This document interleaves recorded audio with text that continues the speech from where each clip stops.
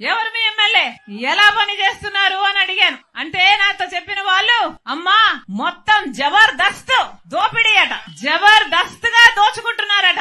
ఎలా ఉంది మీ ఎమ్మెల్యే అంటే, ఎమ్మెల్యే కాదమ్మా మంత్రి అన్నారు. పోనీ ఎలా ఉంది అంటే, మాకు ఒకరు కాదమ్మా నలుగురు మంత్రులు అన్నారు. నలుగురు ఏంటన్నా అంటే, ఎమ్మెల్యే గారు మంత్రి అట, భర్త మంత్రి అట, వాళ్ళ అన్నలిద్దరు కూడా మంత్రులేడట. యథేచ్ఛగా జబర్దస్త్ గా దోచుకుంటున్నారట. గ్రావెల్ వదలరంట, చెరువులోని మట్టి వదలరంట, ఇసుక వదలరంట, ఏది గాని వదలరంట. ఆఖరికి పేద వాళ్ల కోసం హౌసింగ్ కడితే ఆ హౌసింగ్ మాఫియాలోనే చేతులు మారడంలోనే 100 కోట్లు సంపాదించుకున్నారమ్మా అన్నారు. పేదవాళ్లకు కట్టే ఇళ్లల్లో ఆఖరికి చిన్న ఉద్యోగాల కోసం వచ్చినా కూడా కమిషన్లు తీసుకుంటారమ్మా. ఎవరన్నా వెంచర్లు వేశారంటే ఆ వెంచర్ లో వీళ్ళకి ప్లాట్లైనా ఇవ్వాలి, లేకపోతే కప్పమైనా కట్టాలి. వీళ్ళ కన్ను పడింది అంటే ఆ ప్లాట్ గా మిగలదమ్మా, వాళ్ళ స్వాహా చేసేస్తారు అన్నారు. ఇందుకేనా అధికారం ఇచ్చింది, ఇందుకేనా ఓట్లేసింది. ఎక్కడ చూసినా అవినీతి, ఎక్కడ చూసినా డబ్బులమయం. ప్రజల గురించి ఆలోచన చేసేవాడు ఎవరైనా ఉన్నారా అంటే ఒక్కరు కూడా లేదు. ఇలా తయారైంది కదా. రాజశేఖర్ రెడ్డి బిడ్డను నన్ను అంటుంది, నేను అక్కడ తెలంగాణలో పార్టీ పెట్టానట, తెలంగాణలో పార్టీ పెట్టక ముందు నేను కాంగ్రెస్ పార్టీని దూషించానట, ఇప్పుడు కాంగ్రెస్ పార్టీలో ఎలా చేరాను అని అంటుంది. అమ్మా రోజమ్మా, మీకు గుర్తులేదేమో, నేను గుర్తు చేస్తాను. మీరు తెలుగుదేశం పార్టీలో ఐరన్ లెగ్ అన్న పేరుతో మీరు పిలువబడినప్పుడు రాజశేఖర్ రెడ్డి గారి గురించి మీరు ఎంతగా దూషణలు చేశారో ప్రజలు ఇంకా గుర్తే ఉన్నాయి. రాజశేఖర్ రెడ్డి గారు అంత మహా మనిషిని పట్టుకొని రాజశేఖర్ రెడ్డి గారి గురించి మాట్లాడిన మాట పిచ్చి పిచ్చి వాగుడు. రాజశేఖర్ రెడ్డి గారి పంచ విప్పి కొడతాను అన్న పిచ్చి పిచ్చి మాటలు మాట్లాడిన ఆవిడ ఈ రోజా నా గురించి మాట్లాడుతుందా? రాజశేఖర్ రెడ్డి బిడ్డను నేను. రాజశేఖర్ రెడ్డి గారు ఈ ప్రపంచంలో నన్ను ప్రేమించినంతగా ఎవరిని ప్రేమించలేదు. అసలు రాజశేఖర్ రెడ్డి గారిని గౌరవించని చోటున నేను కనీసం ఊపిరి కూడా తీసుకోలేను. ఈ రోజు కాంగ్రెస్ పార్టీలో రాజశేఖర్ రెడ్డి బిడ్డ చేరింది అంటే ఎందుకు చేరింది? ఎందుకంటే వాళ్లకు రాజశేఖర్ రెడ్డి గారి మీద అపారమైన గౌరవం ఉంది అని నేను నిర్ధారించుకున్న తర్వాతనే కాంగ్రెస్ పార్టీలో చేరాను. మణిపూర్ ఘటనలో ఈ వైసీపీ క్రైస్తవులై ఉండి వైసీపీ నిలవకపోయినా మణిపూర్ లో క్రైస్తవుల కోసం కాంగ్రెస్ పార్టీ నిలబడింది కాబట్టి నేను కాంగ్రెస్ పార్టీలో చేరాను. మన ఆంధ్ర రాష్ట్రానికి ప్రత్యేక హోదా గురించి వీళ్ళు కొట్లాడతామని చెప్పి మాట తప్పితే కాంగ్రెస్ పార్టీలో రాహుల్ గాంధీ గారు మొట్టమొదటి సంతకమే నేను ప్రత్యేక హోదా ఫైల్ మీద చేస్తాను ప్రధానమంత్రి అయినాక అని ఆయన మాట చెప్తే తర్వాత చేరాను నేను కాంగ్రెస్ పార్టీలో. నా గురించి మాట్లాడుతున్నారా? పైగా తెలంగాణలో పార్టీ పెట్టానట, నేను మూసేసి ఇక్కడికి ఎందుకు వచ్చాను అని అడిగింది. అమ్మా నేను వైఎస్ఆర్ తెలంగాణ పార్టీ అని పార్టీ పెట్టిన మాట నిజమే, అది మూయలేదు తల్లి.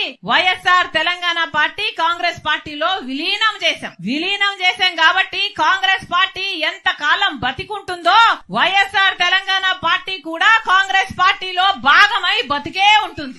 ఈ రోజు ఆంధ్ర రాష్ట్రానికి రాజశేఖర్ రెడ్డి బిడ్డ వచ్చింది అంటే గొప్ప ఉద్దేశంతో వచ్చింది. ఎందుకంటే నా పుట్టింటికి ఇక్కడ అన్యాయం జరుగుతుంది కాబట్టి ఇక్కడ ప్రత్యేక హోదా తేవాల్సిన బాధ్యత నా మీద కూడా ఉంది కాబట్టి ఈ రోజు ఆంధ్ర రాష్ట్రానికి వచ్చింది. అక్కడ తెలంగాణలో మేము చేసిన పాదయాత్రకు పోరాటానికి అక్కడ ఒక నియంత్రణ దించింది రాజశేఖర్ రెడ్డి బిడ్డ.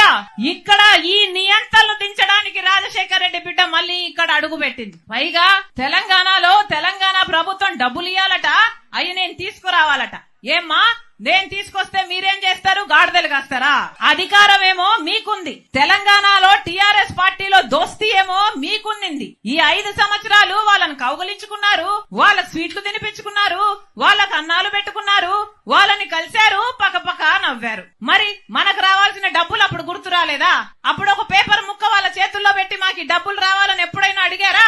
వాళ్ళు వినకపోతే అక్కడే వాళ్ళ ఇంటి ముందరే కూర్చొని ధర్నాలు ఎప్పుడైనా చేశారా? మీకు చేతనయిందా? మీకు దమ్మున్నిందా? ఆ డబ్బులేమో అప్పుడు రావాల్సినవి మీకు గుర్తులేవు. ఇప్పుడు మేము మిమ్మల్ని నిలదీస్తుంటే మా గురించి మాట్లాడుతున్నారా? మీరా మాకు చెప్పేది? మీతో నీతులు చెప్పించుకునే పరిస్థితిలో లేదు. మీరు ఒక మహిళ, ఒక ఎమ్మెల్యే, ఒక మంత్రి, కనీసం మీ నియోజకవర్గానికి ఏమైనా చేసుకోగలిగారా? ఏం చేసుకోగలిగారు? రాజశేఖర్ రెడ్డి గారు ఆ డిటిపి పెట్టారు. రాజశేఖర్ రెడ్డి గారి టైంలో శాంక్షన్ అయింది. అది కలుషితంగా, నీళ్లు కలుషితం కాకుండా ఉండడానికి రాజశేఖర్ రెడ్డి గారు శాంక్షన్ చేస్తే కనీసం దాన్ని నడపడం చేతనైందా మీకు? ప్రజల కోసం మంచి నీళ్లు ఇవ్వడానికైనా చేతనైందా మీకు? ఈ రోజు లూమ్స్ లో పాపం వాళ్ళ పవర్ స్లాబ్ మీరు మార్చడంతో 1000 రూపాయలు వచ్చే బిల్లు ఇప్పుడు 5000 12,000 వస్తుందట. దాంతో పాపం ప్రజలు బతకాలా, అప్పుల పాలైపోవాలా, ఆత్మహత్యలు చేసుకోవాలా అని ఇక్కడ గగ్గోలు పెడుతుంటే మీ చెవికేమో పడదు. మీరా మాట్లాడేది? పక్కనే ఇంకో రాష్ట్రం ఉంది. ఆ పక్క రాష్ట్రంలో డీజిల్ ధర ఎంత, పెట్రోల్ ధర ఎంత, ఇక్కడ ఎంత? ఏం చేతనైంది మీకు? ఏం చెప్పారు ఆ రోజున? ఇదే వైసీపీ ప్రభుత్వం ఆ రోజు చెప్పలేదా మేము ధరలు తగ్గిస్తాము అని, సబ్సిడీలు ఇస్తాము అని ఆ రోజు చెప్పలేదా? అంతెందుకు మందు బాటలు కూడా పక్క రాష్ట్రంలో తక్కువేనట. ఇక్కడ క్వార్టర్ బాటిల్ ఎంత, అక్కడ క్వార్టర్ బాటిల్ ఎంత? అది కూడా చేత కాలేదు కదా మీకు. మీరా మాట్లాడేది? మీరా నీతులు చెప్పేది? సరే మీరు ఎమ్మెల్యే, మీరు మంత్రి, మీ వల్ల చేత కాలేదు సరే, కనీసం ఒక మహిళ కదా మీరు, కనీసం మహిళల విషయాలకైనా మీరేమైనా భద్రత కలిగించగలిగారా? అంగన్వాడీ మహిళలు ఎంత కాలం అయ్యింది సమ్మె చెయ్యబట్టి. వాళ్ళు ఏమడిగారు? పక్క తెలంగాణలో, పక్క కర్ణాటకలో మాకంటే ఎక్కువ జీతాలు వస్తున్నాయి, మాకు 12,000 ఇస్తున్నారు, ఇది సరిపోవటం లేదు, మాకు కూడా పక్క రాష్ట్రంలో జీతాలు పెంచినట్టు మా జీతాలు పెంచండి, మా కుటుంబాలు గడవాలి కదా అని వాళ్ళు అడిగితే జుట్లు పట్టుకొని వాళ్ళని లాగి పోలీస్ స్టేషన్లలో వేస్తారా? ఎన్నిసార్లు అంగన్వాడీ మహిళల మీద ఎన్ని దాడులు చేశారు ఆశా వర్కర్లు. వాళ్ళైనా ఏమడిగారు? వాళ్ళు కూడా అదే అడిగారు కదా. పాపం చిన్న చిన్న గ్రామాలలో ఆరోగ్యం చూసుకునే వాళ్ళు ఆశా వర్కర్. పోనీ వాళ్ళ మీదైనా గౌరవం ఉందా మీకు? మహిళలు కదా అంగన్వాడీ ఆశా వర్కర్లు అంటే. ఆ రోజు చంద్రబాబు గారు గుర్రాలతో తొక్కిచ్చారు. ఇట్లనే వాళ్ళు జీతాల కోసం పోరాడితే ఈ రోజు మీరు పోలీస్ బూట్ కాలు చేత తొక్కిస్తున్నారు. మీకు చంద్రబాబు గారికి ఏమిటి తేడా? మీరా రాజశేఖర రెడ్డి గారి ఆశయాల గురించి మాట్లాడేది? మళ్ళీ చెప్తున్నా, రోజమ్మ నోరుంది కదా అని పారేసుకోకు. ఇదే పక్క రాష్ట్రంలో ఇలాగే రాజశేఖర రెడ్డి బిడ్డ మీద అధిక ప్రసంగం, ఇలాగే అతిగా మాట్లాడితే జనాలు వాళ్ళందరినీ ఓడగొడితే ఇప్పుడు వాళ్ళు ఇంట్లో కూర్చొని ఉన్నారు. మీ పరిస్థితి కూడా అదే అవుతుంది.